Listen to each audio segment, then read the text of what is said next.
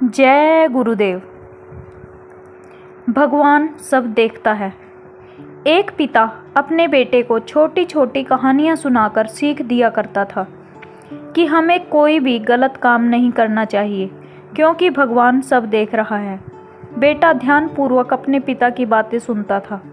एक दिन वह पिता अपने बेटे को साथ लेकर किसी के खेतों में चला गया। उसने कहा कि बेटा, मैं अंदर जाकर फसल काट कर लाता हूँ, तुम यहीं बैठे रहना। अगर कोई आए तो चिल्ला देना, मैं समझ जाऊंगा और चुपचाप खेतों से बाहर निकल जाऊंगा। बेटे ने कहा कि ठीक है पिताजी, मैं यहीं बैठा रहूंगा। पिता चला गया।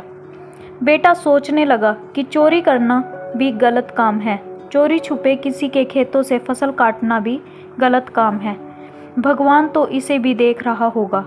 यह विचार आते ही वह चिल्ला पड़ा। उसका बाप चुपचाप खेत से बाहर निकल आया और इधर उधर देखने लगा, परंतु उसे कोई नज़र नहीं आया।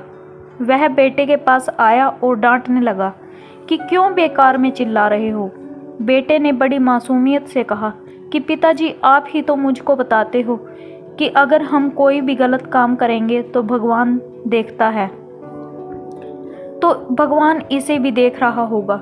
पिता बोला, ठीक है ठीक है, अब अगर कोई आदमी आए तभी चिल्लाना। वह फिर से खेत में घुस गया। बेटा बाहर आकर बैठा आसमान की तरफ देख रहा था। फिर उसे लगा कि भगवान देख रहा है। वह फिर से चिल्ला पड़ा। पिता फिर से बाहर निकल आया। उसने इधर उधर देखा, फिर भी कोई नहीं था। उसने फिर से बेटे को डांट लगाई और कहा कि तू क्यों चिल्ला रहा है। बेटे ने फिर वही जवाब दोहराया कि भगवान देख रहा है। इस कहानी को सुनाते हुए स्वामी जी महाराज कहते हैं कि जो सीख दूसरों को हम देते हैं उस पर खुद अमल नहीं करते। माँ बाप बच्चों को सिखाते हैं लेकिन खुद अमल करना भूल जाते हैं, इसलिए बच्चे बड़े होकर उनसे अलग हो जाते हैं।